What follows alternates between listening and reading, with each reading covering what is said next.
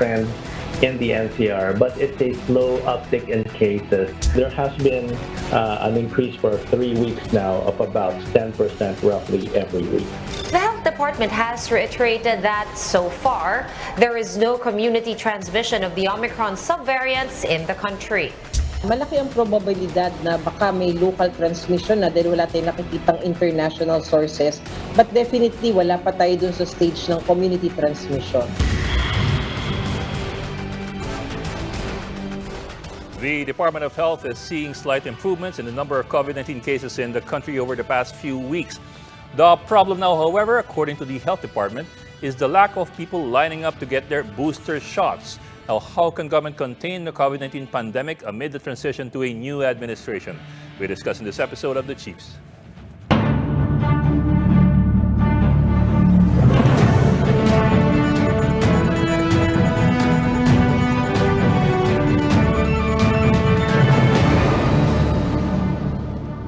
Welcome to this Tuesday edition of The Chiefs. I'm Ed Lingao. Also with us is Ana Marie Pamintuan of the Philippine Star.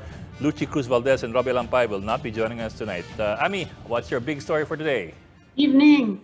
Well, humihingi na yung mga transport groups. Inulit nila yung request nila for a minimum fare of 10 pesos, no? Tapos yung ibang mga farmers sa kamahalan ng fuel balik na sila sa kalabaw, sa kasabaka. Wag na muna daw yung mga yung mga mechanized implements, hindi na daw kaya. Yeah, especially with the increase last night, up to 6 pesos for diesel. And diesel is a major multiplier fuel. I mean, in terms of its effect on the prices of everything else. Yes, sabi ng PSA, di ba, Philippine Statistics, na merong spillover effect na nakita sila. Kaya noong May, 3.5-month high of 5.4% sa inflation. Yeah, but that's not taking into account, of course, last night's increases. Iba pa yun. Hindi po kasama yun. Iba pang ipapatong natin doon. Yan na nga. Yeah. At least sa health naman, medyo parang nag-i-improve, pinayagan na ng IATF 100% yung capacity sa mga alert level 1 area. So, yung mga spa, mga restaurant, marami-rami din yung mga establishment na yan. Mga sine, 100%. Well, hindi ko nakita yung specification, pero if that's what it means, yun, pwede na ulit. Anyway, I suppose it's good rin that we have a lot of economic issues to talk about kasi let's bring in our guest for tonight. Our first guest for tonight is Senator Win Gatchalian. He is, of course, at least the last report we had was that he is projected to be the chairman of the Ways and Means Committee of the Senate's 19th Congress. Sir, magandang gabi for joining us and welcome back to the Chiefs.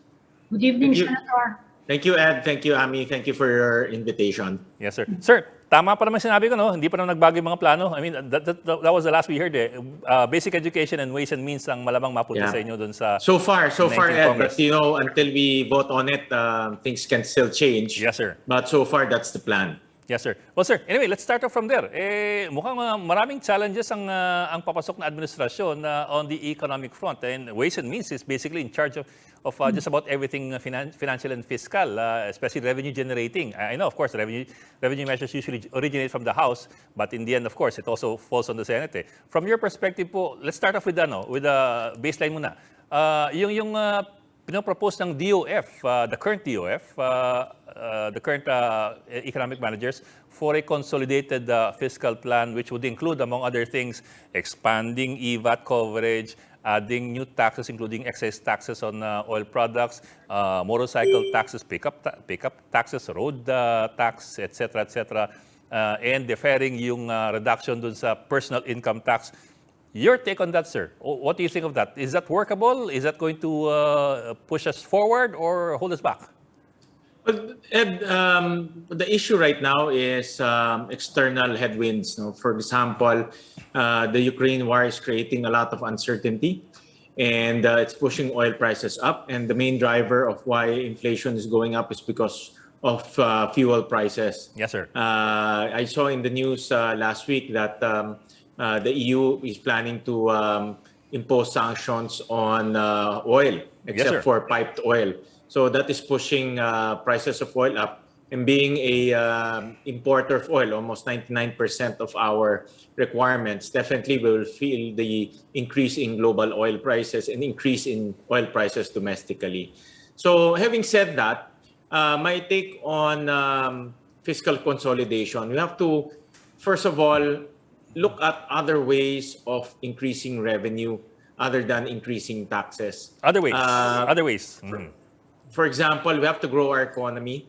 And one of the things why our economy is still at the, even though our economy is growing at a faster pace, but not pre-pandemic level, is because we are still imposing some lockdowns or some quarantine level in our country. For example, alert level 1. And at the same time, tourism is not yet there. Tourism is one of our economic drivers, and it's not yet at the pre-pandemic level. So we have to grow our economy, meaning one of the ways of speeding up the growth of our economy is going back to face-to-face classes. Opening up our classes also creates economic activity. And then the other way of increasing revenue is to curb on smuggling and corruption. I know we've been hearing about this for many, many years, but we have to continue the fight in curbing corruption. I talked to a lot of businessmen, especially MSMEs, and they are still being victimized by unscrupulous government officials when they pay taxes. So let's grow our economy. Let's eliminate corruption before we talk about increasing taxes. Well, ngayon, with the latest hefty fuel price increase, naulit na naman yung mga proposals to suspend or lift yung excise tax and VAT on petroleum. What do you think of that? Amy, the suspension on excise tax will just favor car owners, especially those who have a lot of cars and those who consume fuel a lot, and that's in the AB segment of our society. I would rather improve on the distribution of Pantawid Pasada. I've been talking about this for many interviews, and the direct subsidies to our public utility drivers, to our farmers, to our food distributors is a much more efficient way of cushioning the impact of increase in oil. The only problem, and I've seen this in the past, is the manner of distributing the Pantawid Pasada and direct subsidies. It's very slow. We have to improve on it. We have to use technology like GCash. We have to use digital technology to distribute all of these subsidies before we even talk about suspending excise tax, because excise tax, suspending it will also decrease government revenue. So you haven't checked, kasi sinabi ng PSA nga, Philippines still on suspending excise taxes. Not yet. I think what we should consider right now is to subsidize the transportation cost and subsidize the public utility drivers. This spillover comes from the distribution and delivery of goods. So if we can subsidize the delivery of goods, in effect, we will cushion the impact of the spillover to food. So in other words, let's caution the increase in operating cost of the delivery of food so that it will not spill over to the actual food prices. Sir, what you mentioned a while ago, yung ideas ninyo, improving collection, they somehow echo what Ben Jokno was saying to us last week. Na instead of focusing on new taxes, he would rather improve on collection or the implementation of the existing tax structure. However, my question, sir, is this. Sabi nga ninyo, we've been saying this for the longest time. Improve tax collections, clamp down on corruption, and therefore generate more revenues. Could we finally do that and generate 300 billion a year in additional revenues? Is that a workable target, or is it a fantastic target? Well, there are estimates that smuggling alone, curbing smuggling, can generate about 200 plus billion. Tax efficiency alone can generate another 200 plus billion. That's 400 plus. So if we are trying to cover up 300 billion, that can be easily covered by curbing smuggling and corruption. And also payment of taxes, Ed. Yes, sir. If you look at the every tax season, you see a huge line, no? A long line of people trying to pay taxes. Let's make it easier for taxpayers to pay. If we can buy goods through the internet as easy as just giving our credit card, we should do the same for tax payment. Meaning, let's make it easier for the taxpayers to pay. Yes, sir. Sir, I get what you mean, sir. It's easy to get that amount if we do these things, but it's not easy to do these things. as, Yeah, as our that's true. experience has shown. Actually, that's true. No, I know I am getting what you're saying, but we have to keep on doing it. We have to find ways to innovate, to automate, especially make it easier for our taxpayer. It's time to get serious because raising taxes should be the last recourse. This is the pandemic season. Government is not the only one feeling the pinch. Our business people are also feeling the pinch. A lot of our people coming out of the pandemic is feeling the pinch. So it should be the last recourse. That's why the first activity should be, let's grow the economy. Let's bring it back to pre-pandemic level, growing at 7%.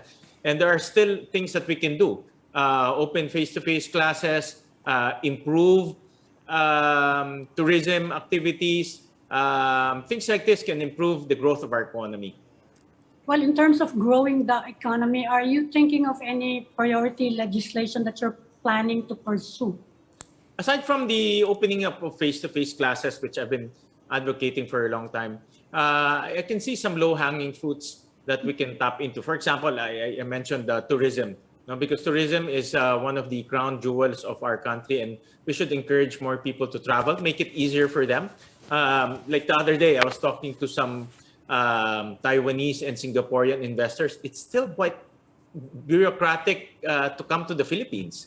You have to register using the DOH website. You have to fill up a lot of forms. It took an average, a visitor, it will take about 30 minutes to an hour to fill up the forms. So let's make it easier for tourists to come here, especially those who are fully vaccinated. Legislation by yan, sir? Are you planning any particular? No, I don't think we need, I think to jumpstart, Amy, policy is faster. Legislation takes about 2 years to come up with a law. So just policy and tweaking of policy will be a faster method. Mm-hmm. And you mentioned the fighting corruption. Medyo mahirap-hirap yan sa BIR customs. Are you thinking of any particular measure apart from automation? Yeah. One of the things that I want to push is the oversight on the Customs Modernization Act. It's explicit in the law that customs should be automated and computerized. But based on my information from some former customs people, that the automation portion is missing. And we all know with automation and with human intervention, it's very difficult to curb corruption. So an oversight on the Customs Modernization Act is one of the things that we want to push. Yes, sir. Sir, you mentioned a while ago the need for targeted subsidies, for example, yung Pantawid Pasada program. I'm wondering naman, kasi one of the targets of the administration, the incoming administration, is to bring down the price of rice, the main staple for many Filipinos, by as much as 20 pesos. And we had the situation yesterday where one department was saying na tataas ang presyo ng bigas by 6 pesos by year-end, pero the other department was saying, pero bababa yan by 20 pesos by the next quarter. So medyo discombobulating na konti. Pero my question po is this is there a need to have targeted subsidies for Filipino rice farmers, if only to bring down the farm gate prices? Kasi in the end, that's where it starts, di ba? Yeah. Your farm gate price now, it's what, 18.50, more or less for Central Luzon on average. And by the time it hits the market, it's double the price. Yeah. So it's 36, Definitely. 37. Rice is a major component of inflation. That's why when rice goes up, rest assured inflation will also go up because obviously we're a rice-eating country. And I think the objective of the direct subsidy to farmers is for, number one, for them to increase their take home because fuel is a major component of their cost. And then number two is to lower down farm gate prices. This is difficult because farm gate prices is also a function of cost and efficiency. Yes, sir. But we need to keep on doing it. We need to part of the objective of the Rice Tariffication Act is to plow back about 10 billion pesos to make our rice industry efficient. Of course, it's easier said than done, Ed, no? But we have to keep on doing it to make our rice industry competitive and efficient, and so that we can compete with imported rice. Yes, sir. But the other question to that, sir, then is this: I know we're putting aside 10 billion for improving the local rice industry, pero other countries like Vietnam and Thailand, they're plowing in a lot more in terms of subsidies for their farmers, and that's why they're able to sell to us at a much lower, much slower rate. Yeah, it's a very tricky situation, Ed, because there are a lot of hidden subsidies. A lot of hidden subsidies being given by other countries, even Japan, because rice is a very political topic. It's very difficult for us to factor in those subsidies. That's why their objective is to make our rice farmers competitive as much as possible by giving them very competitive inputs, mechanization, and even subsidies if necessary. But again, it's a very difficult balancing act that the country is trying to make. The next Senate will be tackling the RCEP again. It needs concurrence. What's your stand on the issue? Actually, I mentioned this to Senator Coco when he was defending this bill. I'm in favor of RCEP, and for three reasons. Number one, the sensitive agricultural products were removed from RCEP. For example, rice, Yes. Agriculture products, Wow. sugar. So all of these sensitive agricultural products were removed. And then number two, those products that will be lowered, the products that the tariffs will be lowered, are products that we don't produce and products that we import anyways. So in other words, there's zero effect to our local industry. And then number three, it will open up markets for us, for manufacturing, for processed foods such as pineapple that are that's our competitive advantage. So in my opinion, the downside is very, very limited, to 0.1% to be exact, but the upside is quite big, especially for processed foods and manufacturing. Well, Ben Jokno, who's the incoming finance chief, is told us that he is confident that the incoming administration will eventually support RCEP. Do you get that same sense? From the Senate, to be honest about it, the senators are very cautious. A lot of our senators experience the ratification of the GATT, the WTO, which lowered down tariffs of agricultural products. And we all know what happened after that, because our agricultural sector is not competitive. We felt the pinch of the imported products. So our senators are very cautious. A lot of them that I talk to is looking at agriculture, and they want to make sure that our agriculture remains competitive and protected, if possible, under this new agreement. Sir, all this talk about a food crisis, not just in the Philippines, but all over the world. Pero siyempre, tatamaan tayo dito. Also, all this talk about other countries in the region putting the brakes on export of certain food products that we also import and that we also use. I'm wondering in the medium term, I know medyo alanganan nga kasi we have 3 weeks to go before the new administration. Pero I'm wondering if there's anything that we can do or start doing already in the meantime to prepare for what may be an emerging threat, not only nationally but internationally.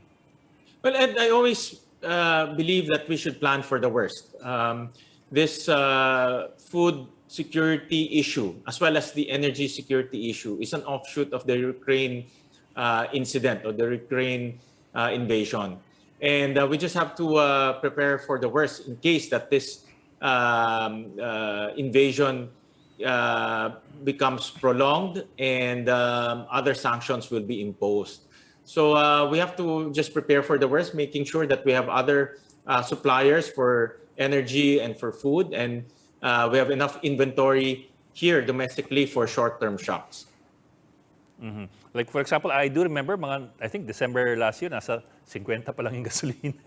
Oh yeah. It's really it's really, a lot of this increase in fuel is speculation, no? Because Yes, sir. Yes, sir.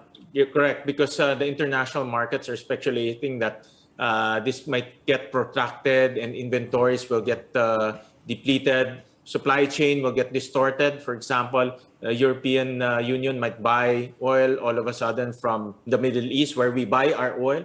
So a lot of disruptions, basically uncertainty Yes, sir. that is happening, and that's already being factored as risk in the pricing of oil. Yes, sir. Well, I bring that up if only to point out na parang ang laki ng pinagkaiba ng situation natin nung December last year dun sa ngayon. But well, apparently, if I recall correctly, the only group that has had kahit paano some sort of relief would be yung mga targeted ayudas granted to certain sectors. That leaves a lot of the population still hanging and I'm wondering what we can do about that. Yeah, but that's why I'm also in support of the telecommuting law, the in short, work from home concept, because this will also improve efficiency in terms of consumption of oil, in terms of traffic. There's a lot of efficiency that can be gained from work from home. I know this has been a touchy subject, no, because of tax issues. But as a concept, we should promote that, because that can lessen our consumption of oil in the short term. But you don't think anything can be done to bring, kasi yun yung hinihingi ng mga driver, ibaba daw yung presyo ng gasolina. You don't think we can do anything? You think it's beyond our control? Realistically, yes, no, because we import 90% of our oil. So my opinion on that is we have to improve the subsidies being given, and we have to make it on a timely manner. A lot of the PUVs and drivers are feeling the pinch right now because they're not getting any subsidies from government, especially because of this, because of the shocks. No? And it's been a problem of the government to distribute the relief as fast as they can, and we have to improve on this. It's not efficient. Yes, sir. Ano Tsaka pa one shot ano na yan, din, sir, marami ng mga jeepney drivers, sabi nila, they're not going on a holiday, actually, na nila magtrabaho. And a lot of, we saw the scenes today, yung mga commuters, very long lines. Talagang kulang na yung mass transport natin. What can be done? In my I saw the news earlier. In my analysis, we have very limited tools that we can use, no, because we import our oil. The basic premise here, or the basic issue here, is we import our oil and we're not sufficient in terms of oil supply. So we have very limited tools that we can use, and then we have to balance also inflation, and we have to balance also the spillover effects of inflation. So the immediate and most efficient way is to give the Pantawid Pasada as quick as possible. Increase it also if necessary. Yes, sir. Sir, just to add to Ami's question, yung hiningi ng mga driver, kung hindi pagbaba ng presyo na lang pagtaas ng singil ng pamasahe. That should be seriously looked at, Ed, because during the it's been already 7 months since December, and we've seen the spike in oil prices from $80 all the way to $120 to $140 per barrel at this point. It's been 6 months already, and we should seriously look at that option. No? I know it's going to stoke inflation, but we have to also look at that as a possibility. It's probably more workable than subsidizing oil prices like before. It can be both. No, it can be both. Maybe a little bit of subsidy and a little bit of fare increase just to offset the spillover effects to inflation. Because definitely when you increase fares, it will also increase cost of living, and then so on and so on. So. Okay. Sir, huling hirit na lang. Change topic na konti, very quickly lang. Sa Senado, may bagong balita dun sa 19th Congress, makeup ng Senate sa 19th Congress. Of course, we've heard already before, Mig Zubiri, Senate President, and so on down the line with the committee chairmanships. Pero meron bang bagong chismis? Wala naman, Ed. Kasi ngayon we're on a break, and a lot of our senators are also taking their break, and a lot of them are spending time with their loved ones after the election. I think we'll start having some discussion probably third week or fourth week of this month. Nothing major actually as of the moment. Okay, sir. So, done deal na yun, ha? Kasi mag-election pa yan, di ba? That's in July pa. Done July deal pa. 25. So far, in from what I am seeing and from what I know, it's a done deal. Okay. Okay, maraming salamat, sir. Senator Sherwin Gatchalian, thank you for joining us tonight. Ingat po parati. Thank you. Thank you, Senator. Ingat po. Please stay with us. The Chiefs will be right back.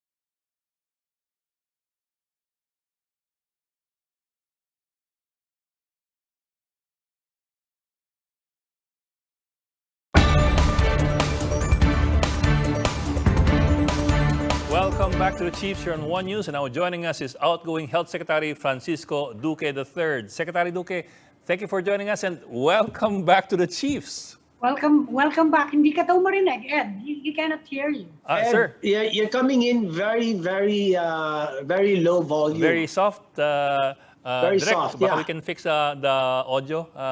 Sir, can you hear me now? If you can't hear me yet, Wala, no improvement. I'll toss it to Di, Ami first to ako ask na the first muna questions. magtatanong. Sige. Sige, go ahead.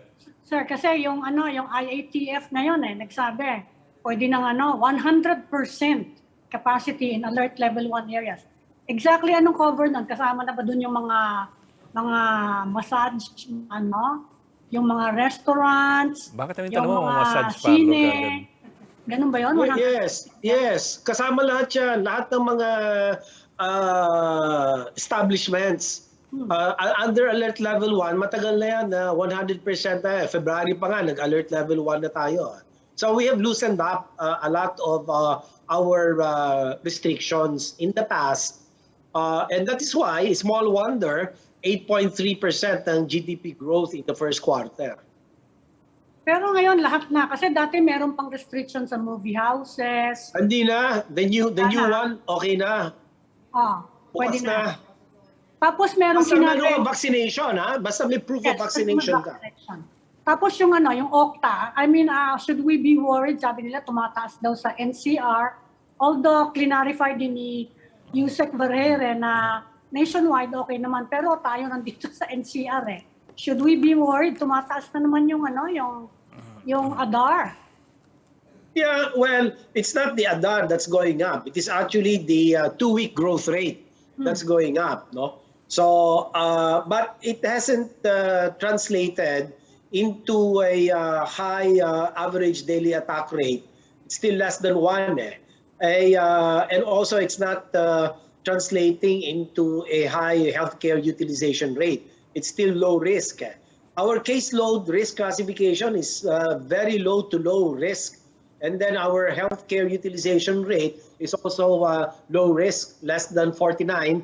NCR is about 24% for non-ICU bed. But for ICU bed, it's about 17 or 18%, more or less. But nationally, mababa tayo. Parang 18.7% lang non-ICU bed. And ICU bed is probably about 17. Pero shouldn't we be worried? Kasi may mga nadidetect ng local na cases ng mga subvariants of Omicron. And nagwe-wane na yung natural immunity from the Omicron cases in January at bumabagal yung take-up ng booster. Shouldn't we be worried? Well, I think you are correct. It's a cause for concern that the waning immunity might catch up already with most of us who have had the primary series last year and very low booster dose coverage, which is only about 20%. 14 million pa lang ang may booster shots. So I call upon our people, nananawagan nga ako na ngayon ang pinakamagandang panahon para magpa-booster dahil maluwag ang bakunahan. So wag tayo magpapa-booster kung may surge. Dahil kung may surge, mahaba ang pila. Siksikan ng mga tao, hindi lang yun. Ang mga doktor at mga nurses at mga vaccinators natin, karamihan na sa ospital. Kasi kung may surge, balik sa ospital yung mga yan. So mas hahaba ang pila, mas siksikan. So, wag po natin waldasin yung pagkakataon ngayon. Let's take advantage, while the vaccination sites are free and it's convenient. You just have to bring yourself because it's free, it is effective, it is safe. You just have to bring your body into the vaccination sites. Give your arm and get boosted. But thankfully, none of these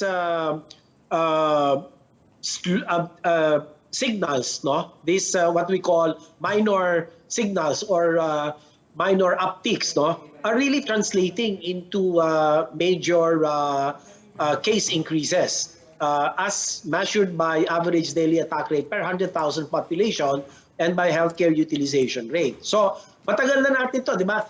Kung isipin niyo, maya't maya, meron, kasi ngayon parang 167 lang tayo in our report today, so mababa, may konting pagtaas yesterday, I think that was Friday and Thursday, Pero by and large, hindi naman siya tumataas eh. May konting uptick, but then magpa-plateau, bababa, less than 200 average, 7-day moving average, no, daily cases. So I think it's the mask. I think it's the discipline, compliance of our people with the minimum public health standards in general and masking in particular. And I think it would be worth knowing that the Johns Hopkins University, which does a survey of countries in terms of the masking rate of its people, from September to March this year, no, September last year to March this year, ang masking rate natin 91 to 96%. Napakamataas. And I'll tell you, this is even more protective than the vaccines. This masking, because if you recall, in 2021, nagkaroon tayo ng alpha-beta surge, no? Pero hindi ganun kataas katulad ng mga ibang bansa who took away their mask, no? Nagluwag sila. And then sa Delta natin, August, September last year, 2021, ang cases natin did not hit beyond 22,000. In fact, sa Omicron, January of 2022, we never hit beyond 35,000. And all the other countries were hitting, like South Korea was hitting 600,000 a day. No? 60% positivity rate. Okay? Ang taas nila, Hong Kong, Taiwan, no? Many other countries, Malaysia, Vietnam, no? So, tingin ko tayo, yung masking natin is the biggest differentiator. Of course, it complements our protection that we get from vaccination and from the past surges that we have had, giving a population protection, no, through natural immunity. So, but I think tayo talaga, ang pinaka-asset natin is the mask. Yan ang talagang pinakamaganda sa atin, no? Yes, sir. Alam mo, in 2020, nung nagtataas tayo ng July, August 2020, na marami rin mga casualty at that time, pero mababa yung cases natin, talaga wala man ni gapatak ng bakuna tayong pinag-uusapan in 2020. And yet, na-manage natin because of masking. So, galing ng curbs natin. Masking really contributes a great deal to our curbs. Yes, sir. Sir, I'll go back to vaccination, sir. Sir, can you hear me now, sir? No, it's still the same. Mahina pa Pero rin. sige, I'll try to struggle. Yes, sir. Kala Sir, ko mag-up. I'll go back to the issue of vaccinations.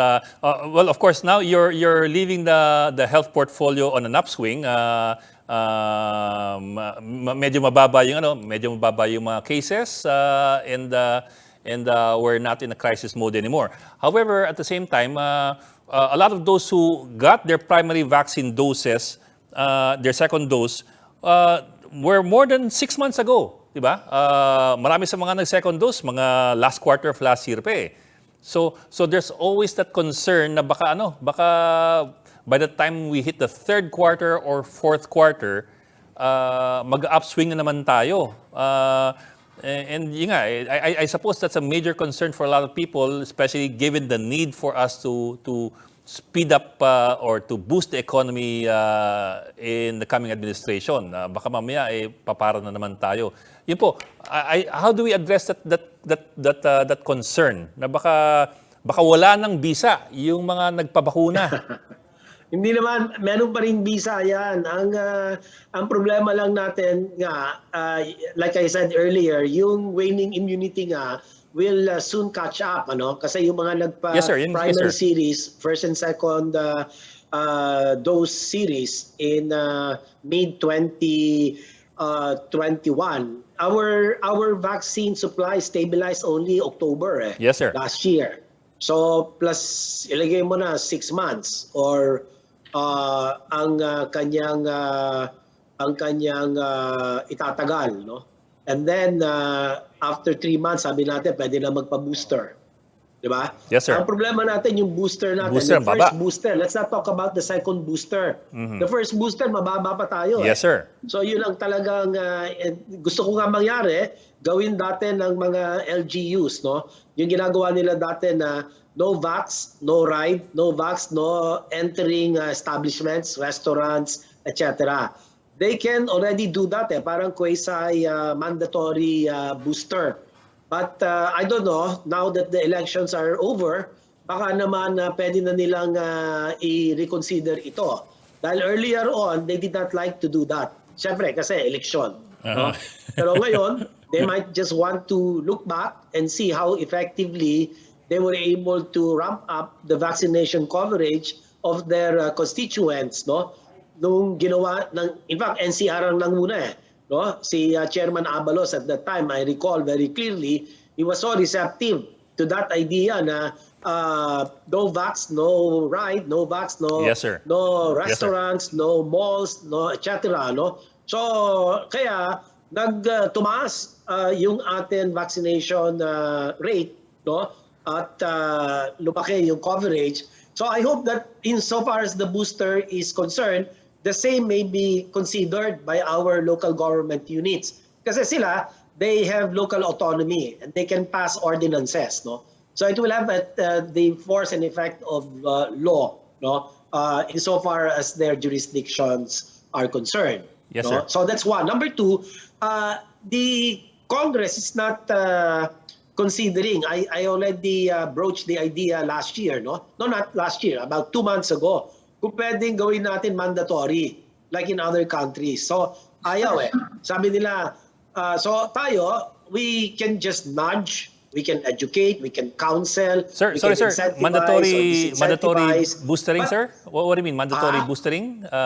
Mandatory boostering or mandatory vaccination? Is that what you're referring to? Booster. Yung boostering, oo, na sana nga, yung quasi, parang de facto na mandatory, but at the local level pwedeng gawin. But at the national level, syempre, kailangan mo ng batas, Congress. They're not receptive to the idea. So we just have to keep on doing what we have started doing. Number one, nagbukas tayo ng res bakuna sa butika. Alam naman ninyo iyan, di ba? Res bakuna sa klinika with the Philippine Medical Association. Res bakuna sa transport sector. No? Yung land, air, and the land transport sector. Yung mga interchanges with the OTR, yung mga exchanges rather, no? Na binuksan natin yung mga yan sa mga call centers, sa mga piitan, sa mga preso, prison, sa palengke. So this is what we have been doing, no? But I do not understand that the continuing complacency on the part of our people. That's why in the IETF, it was discussed thoroughly. Ano kaya kung i-redefine na lang natin yung fully vaccinated to include one booster dose? But walang consensus because the economic team was worried that if we did that, baka mag-tank na naman ang economy. Sabihin, baka mga tao ay hindi na naman lalabas kasi nga, sasabihin natin, kailangan booster ka bago ka pumunta kung saan-saan. Di ba? So yun ang nagiging problema ngayon. But yung masking, I think, is our strength. No? So, kasi hindi naman pwedeng vaccination lang ang atin tool. It has to be in combination of masking, hand hygiene, airflow, adequate ventilation, and of course, yung isolate if you are sick or symptomatic, no? You don't need to be hospitalized, especially if it's mild. And you know, sa Omicron kasi, yung kahit na mataas ang kaso, wag lang tumaas ang ICU rate. Wag lang tumaas ang severe critical. Then we can manage it. Then we can say, we're probably ushering in the endemic phase, no, of this public health emergency. So hopefully we can still innovate and improve our vaccination rate, no, and expand the protection that the vaccines offer, couple that with consistent compliance with the minimum public health standards. What about incentivizing? Have you discussed this with? Kasi yung private sector noon, sumali sila, di ba? Yes. Merong mga discounts for the primary doses. Tapos merong mga, well, yung ganong klase. Are you planning to talk to them? Kasi for boosters naman. Yes. In fact, I think they're already doing it, no? I think they have started doing it and also Sa mga LGUs nga, may pabingo pa eh. No? May pabingo pa sila para lang makapag una tapusin yung primary series. Pero yung primary series naman natin, medyo okay na tayo because our initial target of 77 million Filipinos completely jabbed, we've reached about 90% of that. We have 70 million Filipinos who have already been completely inoculated. Para sa boosters niya. Sa booster naman, sa booster, tama. I think the same principle applies na dapat i-incentivize. So, yun. So, yung mga discount coupons for people who can show that they have been boosted. But alam mo, ang tingin ko talaga rito, importante yung lagyan ng expiration date itong mga vaccination cards din. Like 6 other countries are doing now, no? You're proposing that? Yes, parang meron expiry. Sa Singapore, meron sila niyan eh. So Sa for Israel, primary dose, ano yung iniisip ninyong expiry? well, may mga iba. May iba 180 days, no? Depende may mga iba sa brand. 270 days. Depende sa brand ba yan? Yeah, I think depende sa brand at also depende sa experience ng bawat bansa who adopted this, no? So there is no uniform standard. Iba-iba sila. Iba 6 months, yung iba 9 months. Sir, kung 180 days, sir, paso na tayo. Oo nga, paso Kung na. 180 days, sir, paso na tayo. 180 days, marami ng paso.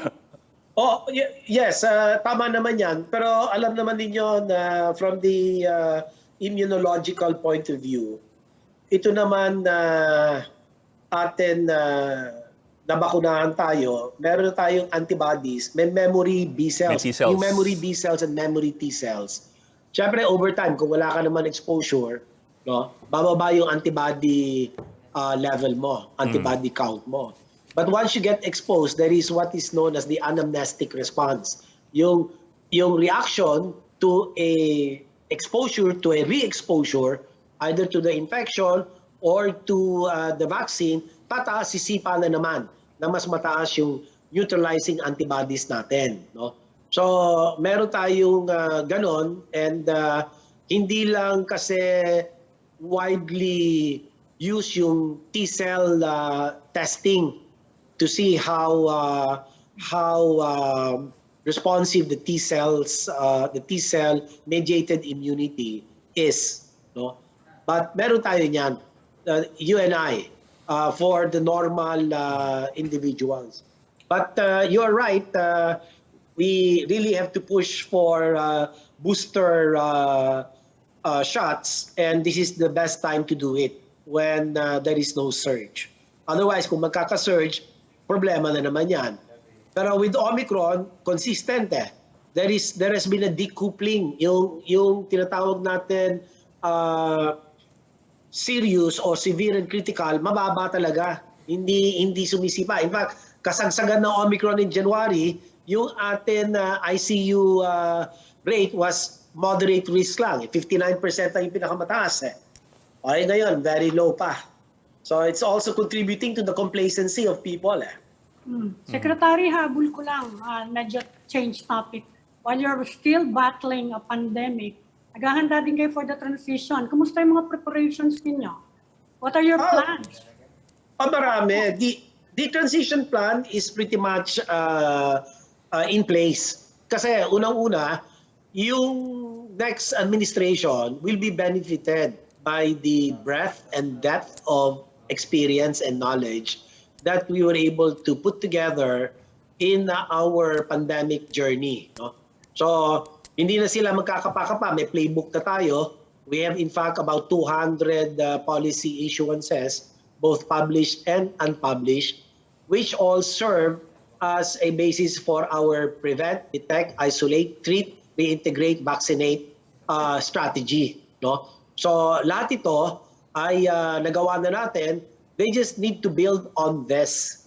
And we're also giving them a population that is with 70 million Filipinos fully vaccinated. And so I think the challenge for the next administration is to ramp up the booster rate. No? We have 14 million, that's not bad, but that's still anemic. We still have to push it So that's the work that's going to be cut out for the next administration. But in terms of transition planning, andyan na yan.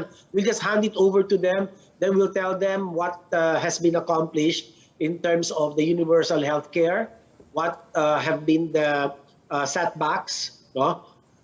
What provisions of the universal health care were catalyzed because of the pandemic. Kasi dalawa yan no? Dalawa naging consequence ng pandemic natin, no? Medyo naging mabagal yung usad ng universal healthcare, pero may mga 4 o 5 provisions ng universal healthcare na accelerate yung implementation. Number 1, the epidemiology and surveillance system, no? Strengthen na yan, no? Lahat ng atin regions ay gumaling na ang kanilang surveillance system, ano? In fact, pati bio-surveillance natin, yung genomic sequencing natin, walang-wala tayo niyan nung araw. Pero ngayon, marami na tayo, no? And we can already detect new or evolving variants, no, of concern. So, pangalawa, yung atin primary care services, yung One Hospital Command, isa pa yan, yung patient navigation and referral system. Talagang umunlad yan, that really became so progressive, no? Na yung mga tao hindi na masyadong nahihirapan kung ano yung kanilang clinical manifestation. They're able to be referred to the appropriate level of care. Hindi lahat nasa tertiary hospital or level 3 hospital, no? Doon pumupunta. So marami na tayo. Meron tayong temporary treatment monitoring facilities, meron na nga tayo downstream home isolation benefit package ng PhilHealth na nire-reimburse na ng PhilHealth yan, and underpinned by a telemedicine, teleprescription, teleconsultation. In fact, 400,000 nga itong last time natin, yung search natin ng Omicron and Delta, total more or less 400,000 teleconsults were made, pati teleprescriptions, no? So talagang marami rin nagawa dahil sa pandemic. Maraming innovation, maraming scaling up, no? So yun naman ang naging upside. Yes, sir. Thirdly, of course, yung atin health promotion. Talagang alam niyo naman yung Res Bakuna campaign, yung Bida Solution campaign. Talagang ito kaya maganda ang compliance ng taong bayan sa atin minimum public health standards dahil nga very effective yung health promotion, social marketing campaign natin, and health-seeking behavior, change behavior campaign, strategy. And dahil dito, nagawaran tayo ng Anvil Award, ng Quill Award, ng Bronze TV Award, ang dami namin nakuha awards dito, no? Kasi nga, maganda yung impact sa taong bayan at ang kinalabasan dito, mataas ang masking rate. Yes, sir. So, Sir? ang ganda ng ating curbs, no? Hindi lang bakuna tayo umaasa, kundi yung ating pagsunod sa Bida Solusyon. Yes, sir. Sir, moving forward. Secretary, personally, kumusta kayo? Anong plano nyo after this stint in the DOH? Well, unang-una sabihin ko sa inyo, after 287 swabs, negative pa rin ako for COVID. So, talagang kahit na ang dami ko ng super spreader events, no, na pinuntahan. Pero to answer your question, marami akong plano. I want to go back to the private sector. I want to help run the family university, the family-owned university in Taguig City, where I will also teach, because I used to teach in our College of Medicine. So, yun ang gagawin ko. And I wanna do universal healthcare, yung modules, and I want this introduced in the medical curriculum, yung universal healthcare, para bata pa, alam na nila, may appreciation na kung ano ba itong universal healthcare beyond aspiration, no? But how do you implement this? What is the roadmap for the Philippine universal healthcare? Yes, sir. Sir, one more question from me, sir. Moving forward, there's a proposal by Doc Ronjin Solante, to lift the state of emergency, to lift the COVID state of emergency in the country. I suppose as one way of moving towards endemicity. Are we anywhere near that already? Are we headed in that direction? Are we almost have we almost confined the COVID-19 into an endemic strain? Ano po? What does it look like to you? Alam mo, para sa akin, too much ado about nothing. Kasi unang-una, alert level 1 tayo. Di ba, sinasabi ko yung alert leveling system is a good practice ng Pilipinas. No? Alert level 1 ka, 100% na yung iyong capacities. Transport sector mo, 100%. No? So, I mean, you know, what's the whole point? So, whether may... Ang problema nga, pagka nag-lift tayo ng state of public health emergency, may mga repercussions ito doon sa mga emergency use authority. Yes, sir. That's the other one. Yeah. Sa mga gamot natin, bakuna. No? Ang dami niya mga yan na naka-EUA or naka-compassionate special permit. So, maapektuhan ito. Mabuti sana. Although, of course, the door of the FDA is always open for the manufacturing companies to already apply for the certificate of product registration. Yes, sir. Actually, sir, doon papunta, sir. They're not moving as we had expected. And so, mahirap. So, babalansin din natin itong dalawa. Yes, sir. No? Anyway, yan, state of public health emergency naman na yan, pwede naman din itaas na yan, tanggalin na yan. Pero there is no sense of urgency as of now. Kasi okay naman tayo. Alert level 1 tayo. Yes, sir. Baba ng cases natin since February. Bumagsak na mga kaso natin. Ang daming super spreader events. Theoretically, yes, but they never. Yes, sir. Sir, on the issue, sir, of actually, sir, on the issue of EUAs, baka nga, I don't know. Of course, it's a question to you. Baka it's time that we shift from EUA to commercial licensing of by the FDA of the vaccines, so that those who want to get additional boosters can already do so, can already buy their own vaccines instead of waiting for government to give them vaccines or boosters. Yeah, Ed, but I do not understand why you need lifting of the public health emergency to trigger that. Diba, kahit na meron na state of public health emergency, they're not barred from applying for a CPR. The door is open, di ba? And we've been communicating this to them. Mag-apply na kayo ng compassionate special certificate of product registration para widely commercially available. No? And so mahirap biglayin Mamaya magsisi tayo dito, no? So let's calibrate. So tingnan natin, baka we will do the convincing, we will nudge these manufacturing companies, no, mag-apply na ng kanilang CPR. Pero syempre, sila, kailangan dumaan pa yan sa clinical trial phase 4. Yeah. Based on our UHC law, they cannot apply for a CPR without their products undergoing a clinical trial phase 4. Okay. So baka hindi pa rin sila handa. Okay. Yeah, I guess that's the clincher siguro. Anyway, sir, maraming salamat for joining us tonight. It's always a pleasure to have you on board. Sir, ingat po parati and good luck in your next profession. Yeah, how I wish I could be with you face to face na before I step down. Sir, may pagkakataon pa. Thank you, Secretary. Sir, we have 3 weeks to go. Thank you so much. Pwede pa. I missed all of you. Thank you, sir. So much. Ingat po. Bye for now. That'll be all for this edition of The Cheese. We hope what was discussed here will keep the conversation going. Before we go, a reminder to our viewers, mask on, wash hands, and stay safe, Philippines. I'm Ed Lingao. I'm Ami Pamintuan of the Philippine Star, and we are One News.